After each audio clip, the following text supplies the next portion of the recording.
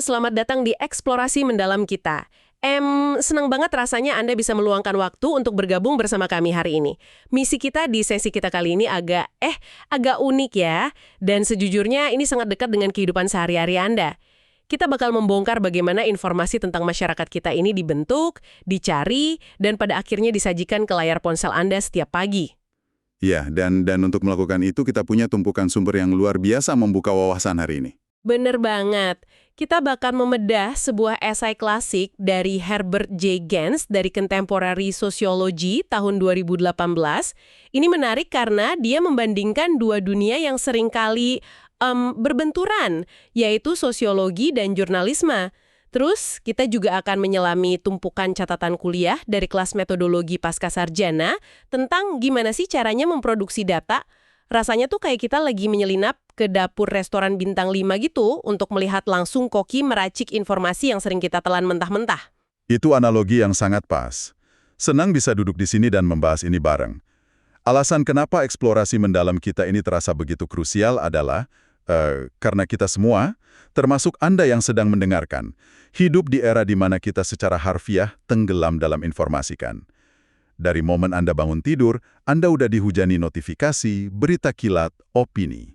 Betul, belum lagi cuitan di media sosial ya. Nah, tepat. Di tengah kekacauan itu, jadi sangat penting untuk bisa membedakan mana fakta yang dilaporkan secara cepat oleh media dan mana makna serta struktur sosial yang digali secara perlahan, bahkan bertahun-tahun oleh para akademisi. Memahami batas ini tuh kunci agar kita nggak cuma jadi konsumen pasif, tapi pemikir kritis yang ngerti gimana narasi dunia kita dibangun. Oke, mari kita bedah ini.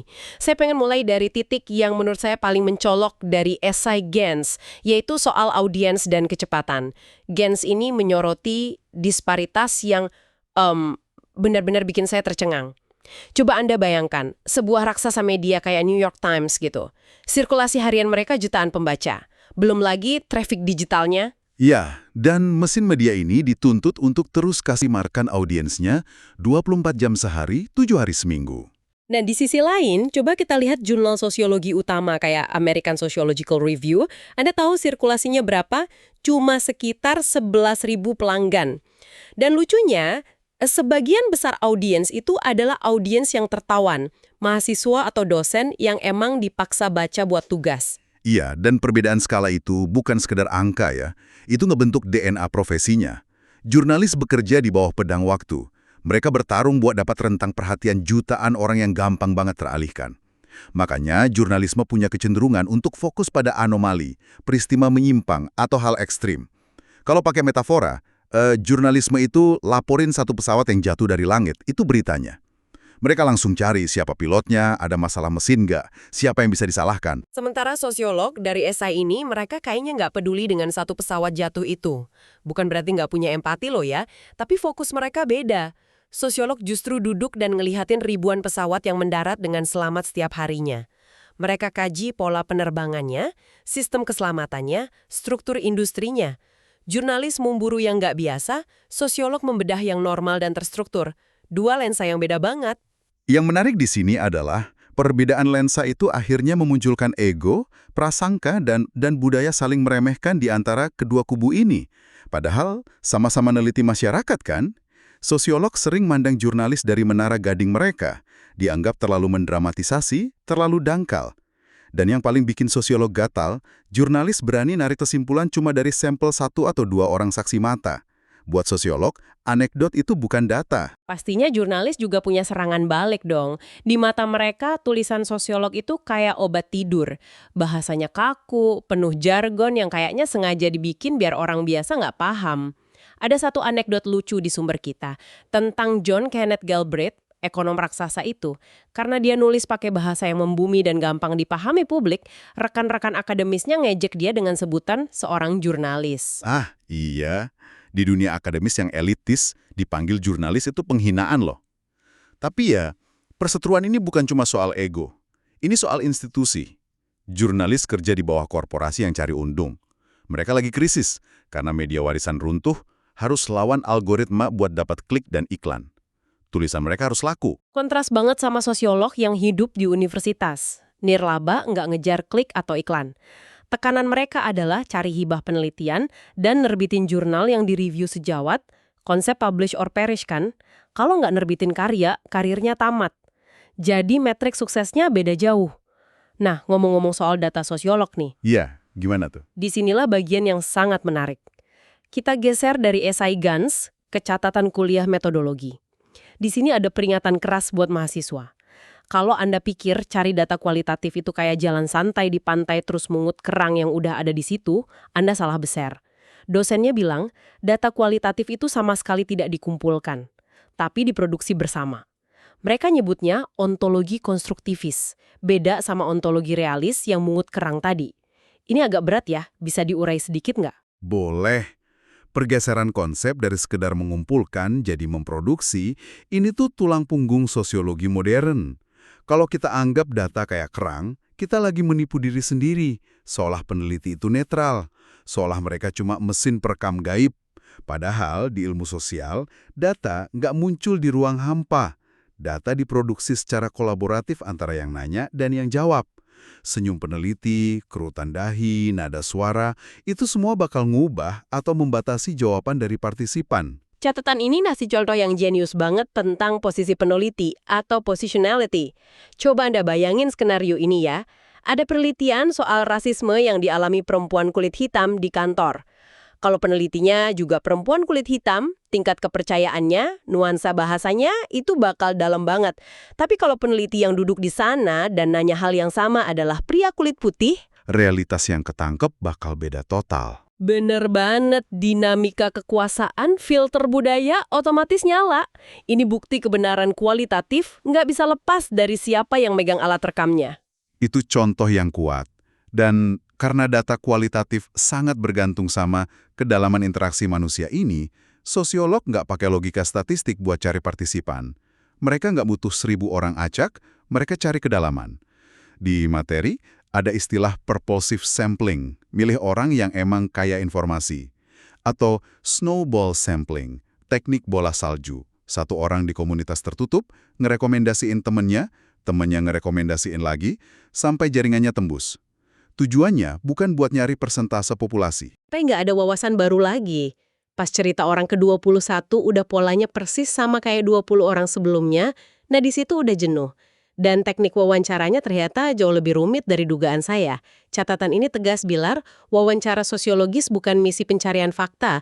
Nyebut itu pencarian fakta aja udah dianggap kesalahan positifis. Iya, mereka nyebutnya perjumpaan penciptaan makna. Betul. Frasa yang indah ya. Itu tradisi hermeneutika atau fenomenologi. Intinya, kita nggak lagi nginterogasi orang buat cari bukti kayak detektif. Kita duduk bareng buat mahamin gimana mereka ngalamin dunia dan makna apa yang mereka kasih ke pengalaman itu. Biar lebih membumi, mari pakai analogi coklat dari catatan kita. Kalau pemasar yang nanya ke Anda, dia bakal bilang, Anda suka coklat? Merek apa? Cuma buat ngelompokin demografi pembeli. Tapi kalau sosiolog yang nanya, dia bakal bilang, gimana coklat ini berkaitan sama pengalaman hidup Anda? Makna apa yang muncul pas Anda makan coklat waktu lagi sedih? Satu pertanyaan ini bisa ngebuka trauma masa kecil, hubungan sama nenek yang udah meninggal, macam-macam. Jika kita hubungkan ini dengan gambaran besarnya, apa yang dicari sosiolog lewat pertanyaan coklat tadi, itu yang disebut antropolog Clifford Geertz sebagai deskripsi tebal atau thick description.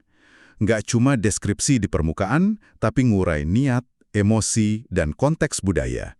Senjatanya apa? Teknik probing atau menggali secara perlahan. Pas jawaban masih dangkal, sosiolog bahkan memandu pelan-pelan, kayak coba ceritain prosesnya dari awal, atau apa yang terlintas di pikiran Anda waktu itu. Butuh kepekaan tinggi ya, soalnya ada ranjau yang bisa ngancurin wawancara. Di materi kita ada pantangannya, paling fatal tuh nanya yang menggiring. Misalnya, nggakah menurut Anda kebijakan bos Anda itu nggak adil? Wah, itu wawancaranya langsung terkontaminasi. Penelitinya maksa masukin nilai mereka ke partisipan. Pantangan lain, nggak boleh motong pembicaraan. Motong alur cerita orang yang lagi melantur aja, itu sama dengan ngancurin bangunan makna yang lagi mereka susun. Setuju? Nahan ego biar nggak nyela, biar nggak sok tahu, itu susah. Cara nutup wawancaranya juga ada aturannya loh, nggak asal beresin buku catatan terus pamit. Mereka bakal ngasih ruang bernapas dengan nanya, adakah hal penting yang belum saya tanyakan? Pertanyaan ini ngebalikin kendali ke partisipan. Sering banget jawaban paling emas justru muncul di sini. Jadi apa arti dari semua ini? Kita udah keliling lihat tekanan komersial di jurnalisme dan kehati-hatian obsesif sosiolog. Tapi balik ke esai Gans, belakangan ini mereka justru ngalamin konvergensi. Jurnalis sekarang makin struktural pakai big data dan analisis kausalitas. Sosiolog juga keluar dari cangkang lewat sosiologi publik, nulis buku naratif pakai teknik storytelling jurnalis. Keduanya nyari objektivitas, cuma beda rute. Jurnalis lewat fact-checking, sosiolog lewat peer review. Dan Gans argumen kalau ini jadi simbiosis. Universitas butuh jurnalis buat narik mahasiswa baru dan dapat dana. Jurnalis butuh sosiolog untuk ngasih kerangka struktural biar laporannya nggak bikin panik massal. Dan tentu butuh kutipan ahli biar kredibel. Nah, kolaborasi ini makin esensial kalau kita lihat ancaman dari luar ke sosiologi. Di sumber kita, dan ini kita murni melaporkan lanskap tantangan dari teksnya ya, tanpa ngambil sikap politik apapun, ada oposisi politik. Teks itu spesifik nyatat politikus Republik Konservatif udah berusaha motong dana federal buat studi sosiologi soal ketidaksetaraan ras atau ekonomi karena dianggap nentang ideologi konservatif. Dia, terlepas dari politiknya, fakta di teks itu negesin satu hal. Data sosial itu punya kekuatan besar buat ngebentuk narasi bangsa dan kebijakan publik. Saking berkuasanya, proses produksinya bisa jadi medan pertempuran. Ini memunculkan satu pertanyaan penting buat Anda yang dengerin kita hari ini. Habis ngerti dapur jurnalis dan sosiolog, gimana cara Anda mengonsumsi informasi sekarang? Pas baca studi baru, tanyain ke diri sendiri siapa yang produksi data ini? Posisi apa yang dia bawa? Apakah kita lagi ngelihat pesawat jatuh atau pola penerbangan yang lebih besar? Itu kerangka berpikir yang luar biasa.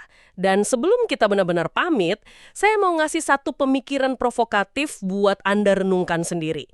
Sepanjang sesi ini, kita sepakat pengetahuan sosial itu diproduksi bersama lewat interaksi manusia. Ada empati, rasa percaya, trauma masa lalu. Lalu pertanyaannya, apa yang bakal terjadi sama kebenaran sosial kita nanti waktu kecerdasan buatan atau AI mulai ngambil alih tugas wawancara dan nulis berita?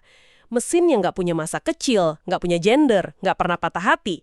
Kalau kebenaran sosial cuma lahir dari gesekan manusia, realitas macam apa yang bakal diproduksi sama mesin tanpa kemanusiaan? Silakan Anda bawa pertanyaan itu. Terima kasih banyak sudah menemani eksplorasi mendalam kita kali ini. Tetaplah jadi pembaca yang kritis, dan sampai jumpa di pembahasan kita berikutnya.